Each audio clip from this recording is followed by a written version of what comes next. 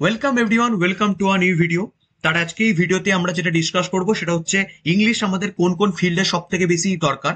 তো তোমরা যদি কম্পিটিটিভ এক্সাম অথবা জেনপাস ইউজি অথবা এনএম জিএনএম পরীক্ষা দেওয়ার চিন্তা করছো, তাহলে ইংলিশ খুবই একটি গুরুত্বপূর্ণ সাবজেক্ট তোমাদের।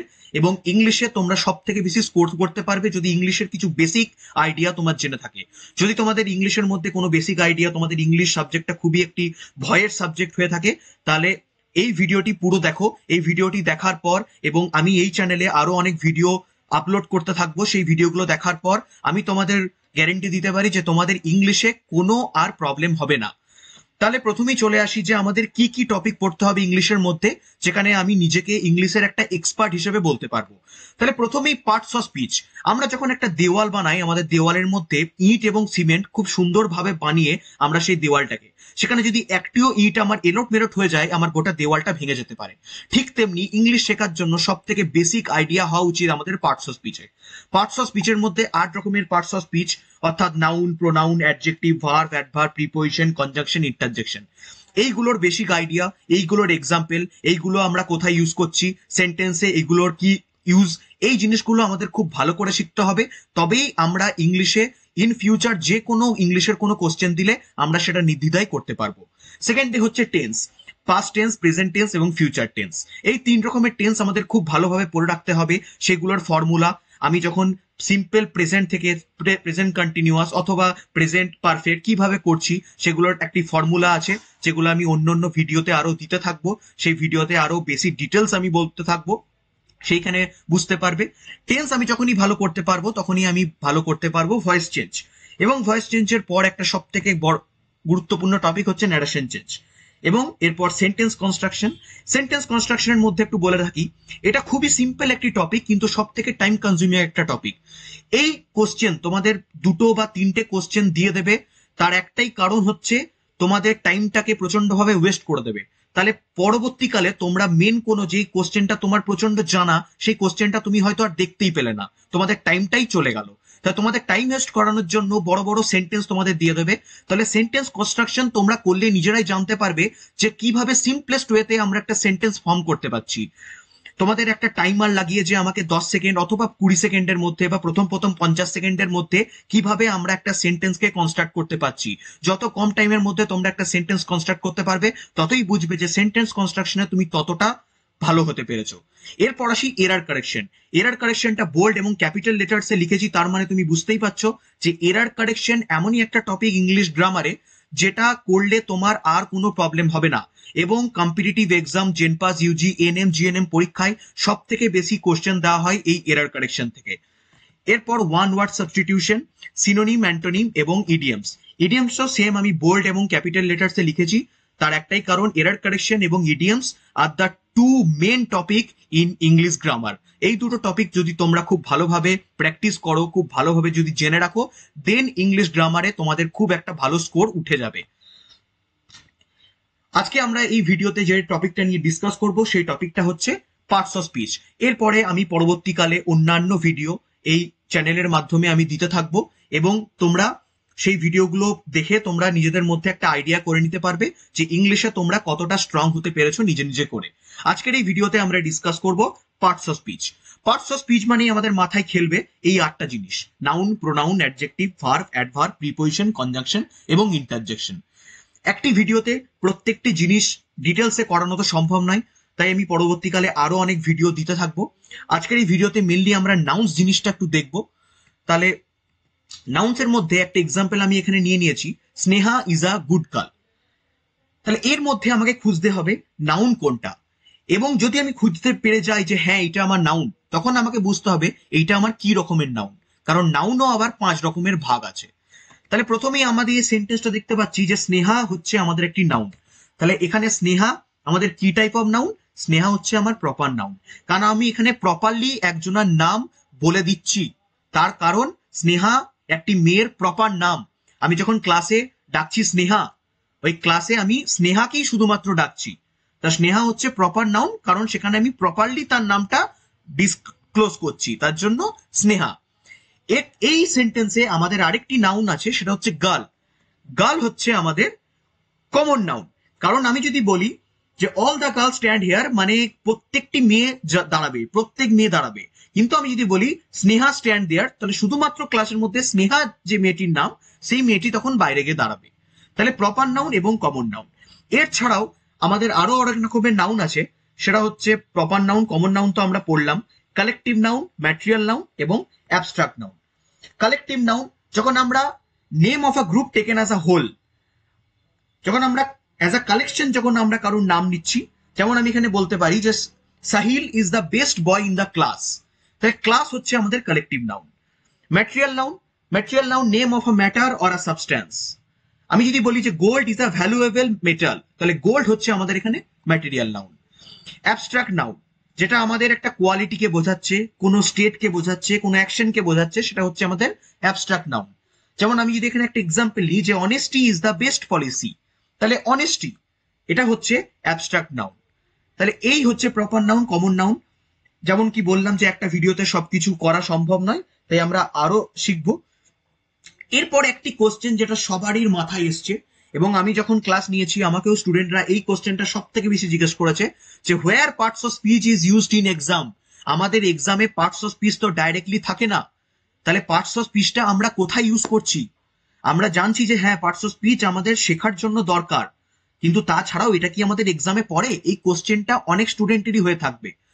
এটার অ্যান্সার হচ্ছে ইয়েস, তোমাদের পার্টস অফ স্পিচ পরীক্ষায় পড়ে, কিন্তু directly fill in the blanks এর থেকেও, fill in the blanks preposition পড়ে, কিন্তু তার থেকেও পার্টস অফ স্পিচ সব থেকে বেশি পড়ে ইন এরার কারেকশন। তোমরা যদি এরার কারেকশন করো, এরার কারেকশনের মধ্যে তোমাদের পার্টস অফ স্পিচ অর্থাৎ নাউন, প্রোনাউন আরো যা যা আছে সবই এরার কারেকশনের মধ্যে তোমাদের কোশ্চেনে আসে। তার জন্য আমরা সিম্পল এখানে একটা এক্সারসাইজ করে নেব, এবং এক্সারসাইজটা করে আমরা নিজেরাই বুঝতে পারবো যে কিভাবে কিরকম টাইপের কোশ্চেন আমাদের কম্পিটিটিভ এক্সাম, জেনপাস, ইউজি অথবা এএনএম জিএনএম পরীক্ষায় এসে থাকে।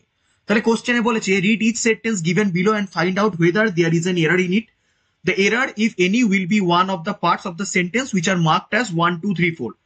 তো আমি এখানে দেখতে পাচ্ছি যে এখানে আমার ডার্টস আর সেটা আমার সেন্টেন্স 1, প্লেড বাই সেটা আমার সেন্টেন্স 2, মেন অ্যাজ ওয়েল সেটা আমার সেন্টেন্স 3, অ্যাজ ওমেন সেটা আমার সেন্টেন্স 4। এবং যদি এই আমার চারটে সেন্টেন্সে কোনো এরার না থাকে তখন আমি নো এরার অর্থাৎ অপশন 5টা চুজ করব। তাহলে এখানে আমাদের এই সেন্টেন্সটা পড়ে আমাকে বুঝতে হবে যে এর মধ্যে আমার এরার কোনটা, আর এরারটা যদি আমি বুঝতে পারি তখন আমাকে সেই কারেক্ট অপশনটা টিক মারতে হবে। তাহলে এখানে darts are played by men as well as women, কিন্তু ডার্টস অনেকের পক্ষেই ডার্টস একটা নিউ ওয়ার্ড হতে পারে, যে ডার্টস কি জিনিস। তোমরা যদি এই ছবিটা ভালো করে দেখো তাহলে তোমাদের ডার্টস আর কিছু ভয় লাগবে না।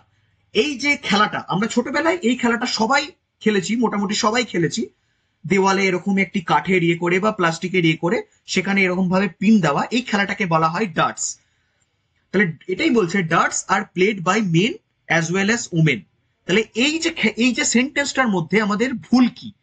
এই সেন্টেন্সটার মধ্যে ভুল হচ্ছে ডার্টস একটা সিঙ্গুলার নাম্বার, এখানে একটা এস আছে, তাই জন্য অনেকে কনফিউজ হয়ে এটাকে প্লুরাল ভাবতে পারো, কিন্তু যদি ভেবে থাকো সেটা ভুল ভাবছো, কারণ ডার্টস ইজ সিঙ্গুলার, আর আমরা জানি যে সিঙ্গুলার পর কখনো আর বসে না, সিঙ্গুলার পর সবসময় কি বসে?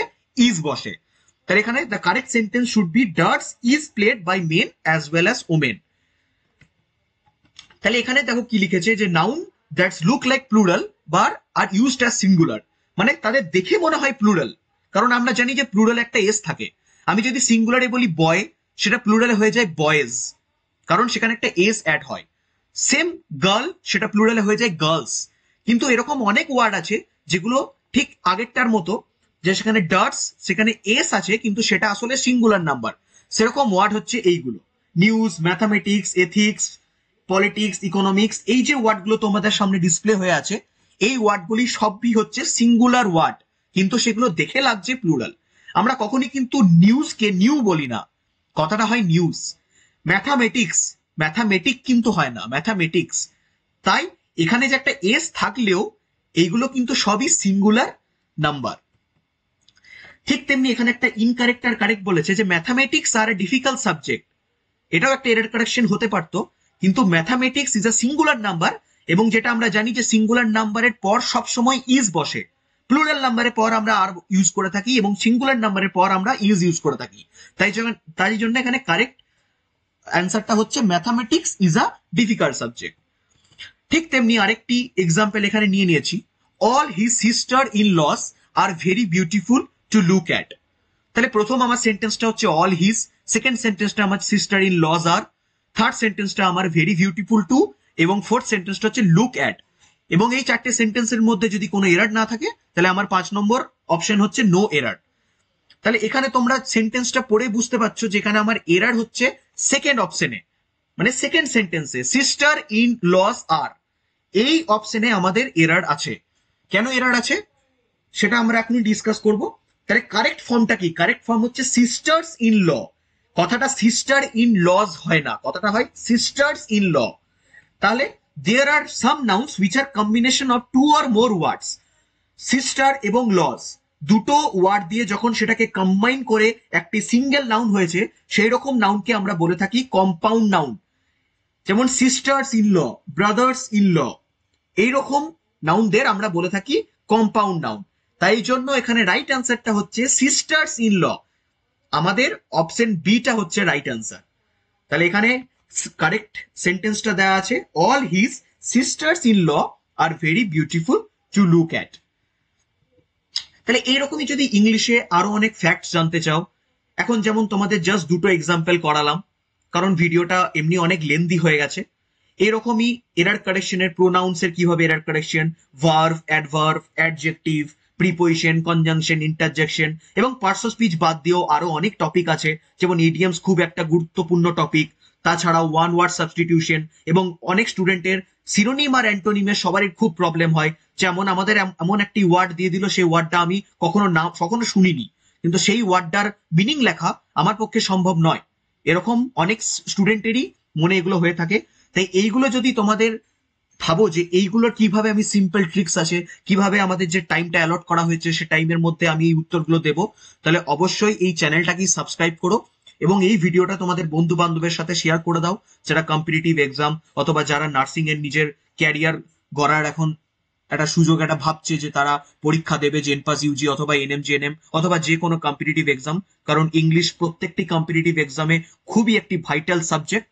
তাহলে অবশ্যই এই চ্যানেলটিকে সাবস্ক্রাইব করো এবং এই ভিডিওটাকে শেয়ার করে দিও। আমি এই চ্যানেলে আরো অনেক ইংলিশ রিলেটেড ভিডিও তোমাদের সাথে শেয়ার করব, যেখানে তোমরা আরো সুন্দরভাবে, আরো ডিজিটালি সুন্দরভাবে, এরকম ভাবে তোমরা জিনিসগুলোকে এমন ভাবে বুঝতে পারবে যে জিনিসটা তোমাদের মাথা থেকে আর জীবনে যাবে না। আর তোমাদের মধ্যে কেউ যদি অনলাইন কোচিং চাও ইংলিশের মধ্যে, তাহলে অবশ্যই এই নাম্বারে আমাকে কন্ট্যাক্ট করো। আমি নিজেই পড়াই, এখানে ব্যাচ আমি করাই। তো তোমাদের যদি কেউ ভাবো যে অনলাইন কোচিং নেবে ইংলিশের মধ্যে, উইকে 2 দিন আমি ক্লাস নিই সপ্তাহের মধ্যে, এই নাম্বারে আমাকে যোগাযোগ করো, আমি তোমাদের আরো ডিটেলস সেগুলো শেয়ার করে দেবো। তাহলে আজকের মতো এই ভিডিওটা আমি এখানে এন্ড করছি। সবাই এই চ্যানেলটিকে যেন সাবস্ক্রাইব করে দিও, এই ভিডিওটাকে লাইক করে দিও, আর এই ভিডিওটাকে যেন আরো শেয়ার করো।